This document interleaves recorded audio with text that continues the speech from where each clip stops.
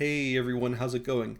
Today I'm going to talk to the map makers. We're just going to go over this document here about the process of submitting your map and what I need from you and how we're going to keep this anonymous. So the form that you're going to submit your map through is going to ask for a few things here. So most of them are pretty self-explanatory. We're going to have your map name and player count. We're going to have your environment. Are you making an Italian or a North African map?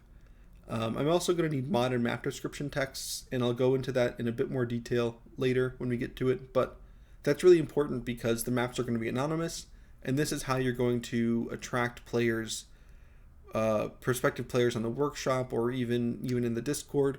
How are you going to make your map interesting, describe your map, etc. Make them, it's like an attention seeker, an attention grabber. It makes players want to, I want to download this map and test it right now when I get home from work. So this other field here is going to be just for Discord, just extra information that doesn't really fit in with either the mod or map description.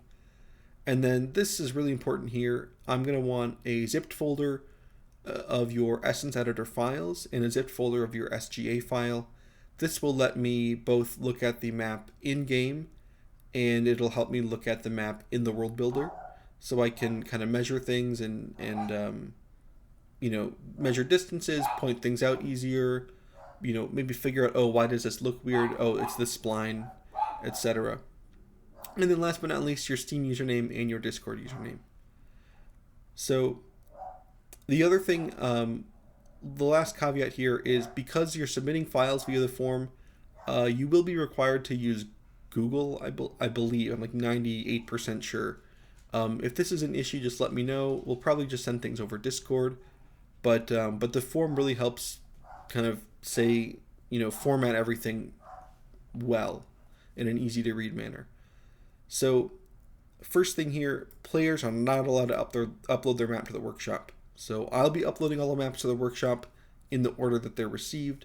So, it'll be, 4-player Italian hillside by mapper A, and I'll put in your information. This was submitted as part of the CoH Worldbuilders 2024 mapping competition, and I'll have some links there, whatever, yada yada yada. But this is just going to be also where your mod and map description comes in. After the fact, when we announce everything, announce the winners and the event concludes, or if you decide I don't have the time for this, or I don't really like it, or whatever. And you want to withdraw your maps, I'll add you as a contributor, and I'll make it clear that I'm not the author, and you should get all the credit. And then the only thing I've thought of that this might be an issue with is the Steam points. So I know if you give awards to workshop items, you get the points. I don't really know what they're used for other than buying like emojis or wallpapers for your Steam profile. If that's an issue to you, let me know and I'll rectify it, but I don't really care. So, but if you care, I don't want to step on your toes or anything, and I'll find a way to reward you with the Steam points that you otherwise would have earned if you uploaded the map yourself. So, in addition to the anonymous author, the workshop description will feature your map's mod description every time it's updated. I've already went over that. The mod description should relay some information about your map, such as the history behind it, or what video game you recreated it from or why. Explain the layout, speak about some features. It doesn't have to be this rigid. It really can be anything you want to say. I mean, within the bounds of the community terms and what's relevant. And I just made up a little example here. In this very beginning, Italian hillside is inspired by the battle that took place in the mountains above the village of Calabrese Caccini in March 1944, where the Americans fought over rough terrain to flank the Bismarck line and break through towards Rome. So this is just, fake historical context for a map that doesn't exist. And here is just, this middle paragraph is just kind of describing the features. The upper third of the map is a forested hillside that gently slopes down to the middle where there's a shallow stream that runs from base to base. There's some farms along there, and then the lower third of the map is kind of a light industrial logging facility. And then this is really important for just at a glance viewing. You know, oh, the map has 85 munitions, it has 90 munitions, it has 75 munitions. Just let us know right out the gate. Again, not like required, but strongly encouraged. And the atmosphere stuff, I mean, not super relevant, but if you want to have a transition, that can be good information to relay so people know, oh, you know, why did you have a 2 hour atmosphere transition when the average game length is like 25 minutes, right? You know, we're not going to see your second atmosphere, so speed it up.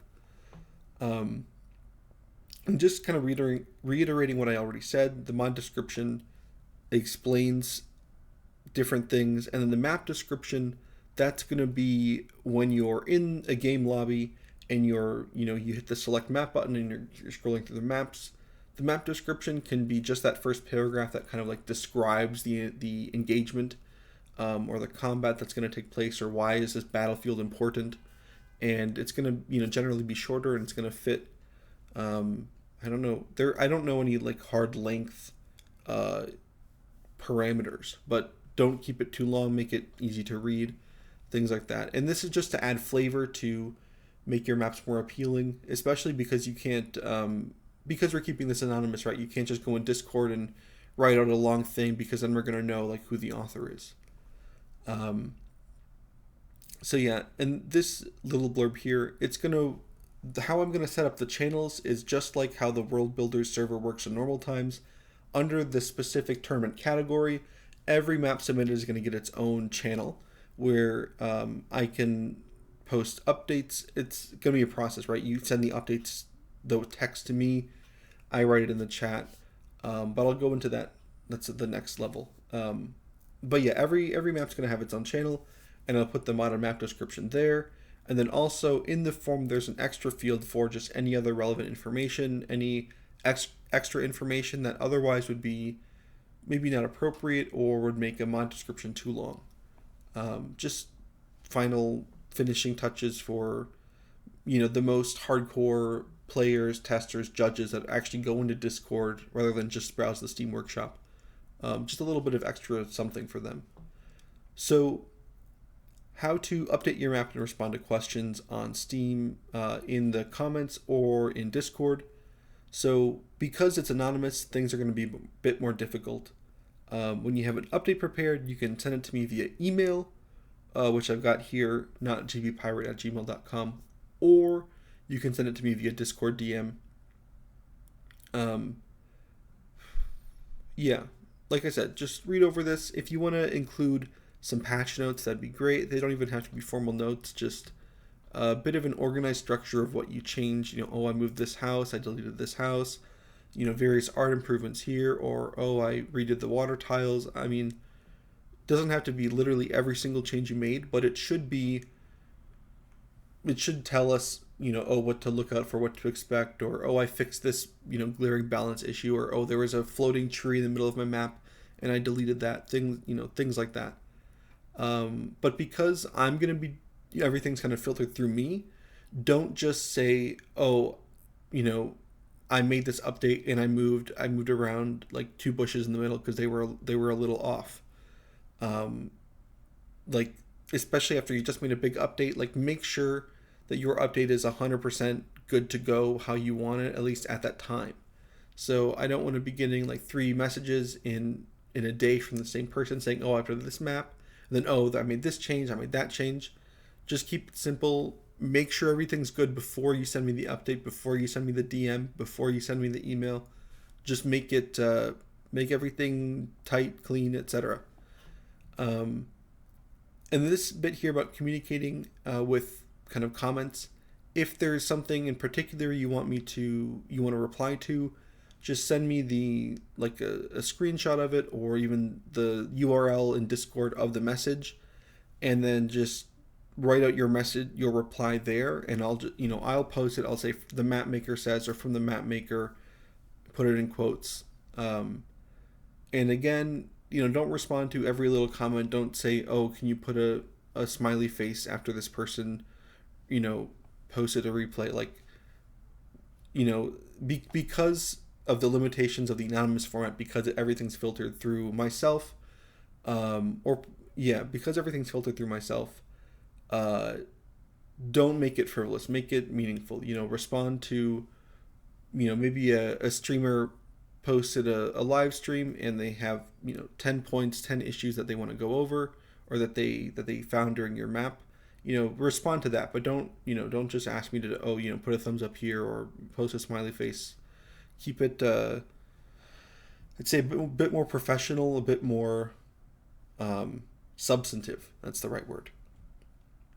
So for testing and feedback, during the submission period, which starts whenever this video is uploaded, sometime mid to early November, until January 15th, there's going to be kind of rolling feedback from myself, kind of when I have time and when things kind of fit together. I'll probably do multiple maps at once, maybe 3 or 4. But also when things are published, anyone can play it.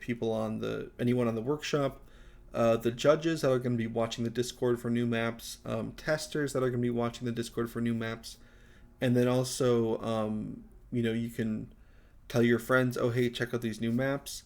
Again, don't make it obvious that you're the map author of whatever map. And if you want to, so quick caveat, if you want to test your map with players before you publish it, before you send it in, you definitely can, but you're gonna have to send them the file, not upload to the workshop, because we want to preserve that anonymity. Make them swear to secrecy that they're not going to tell people whose map is what, because we do really want to preserve that anonymity here and keep things fair and balanced.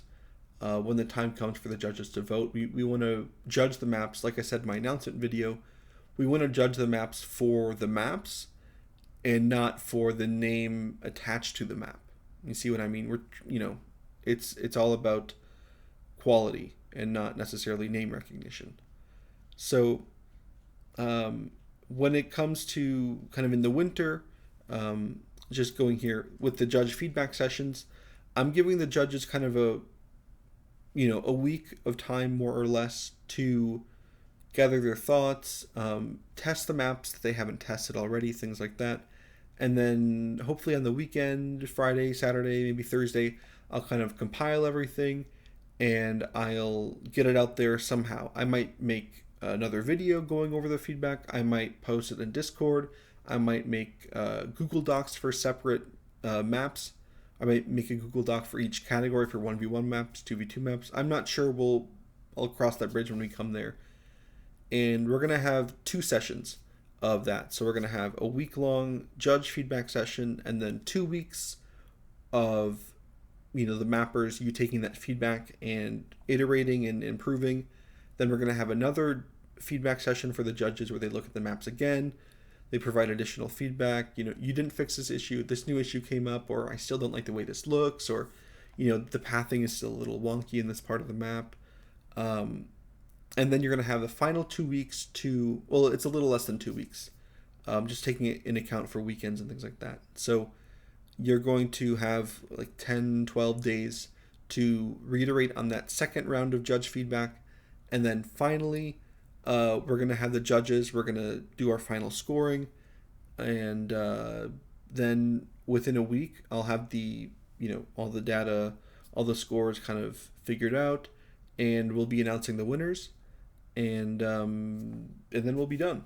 So that should be sometime in March.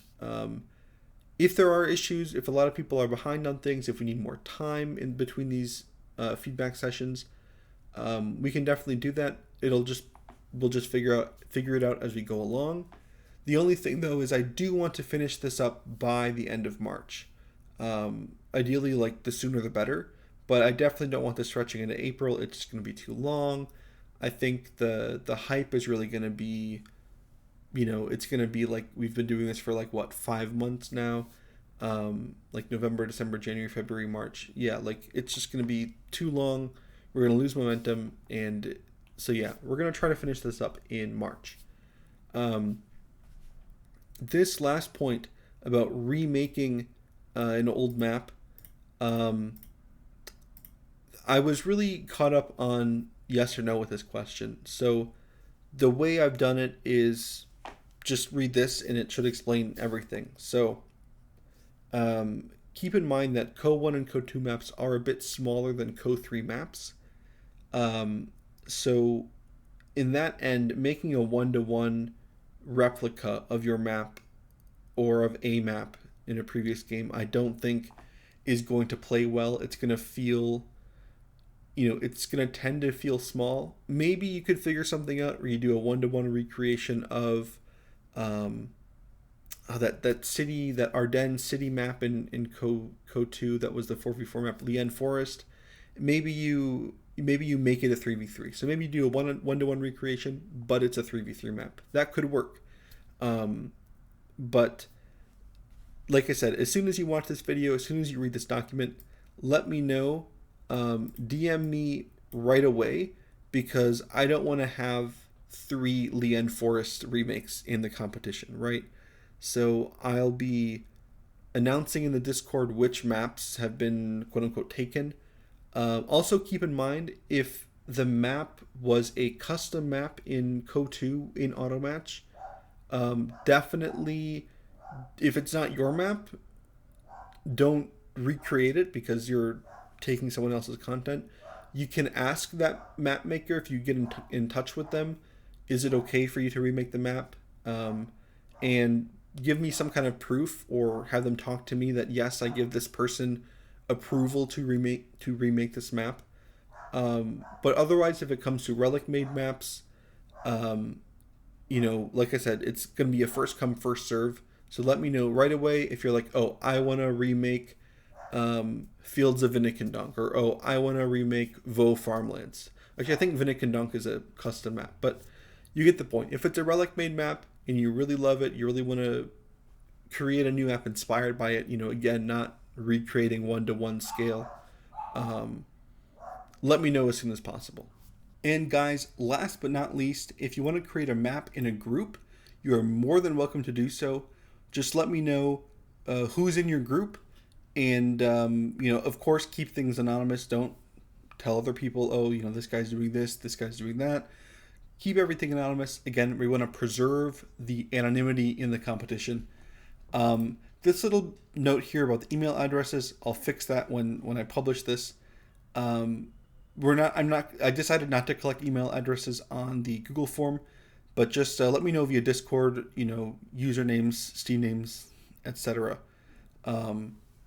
Actually, you can probably put that in the form too, but just let me know who's doing what, so I don't we don't have any issues down the road, things like that. So that's all, guys. Thanks for following along.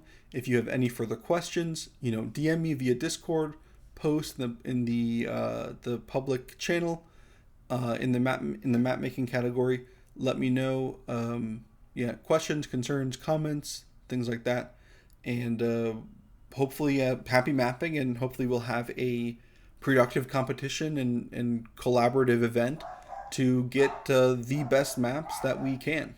Thanks, guys.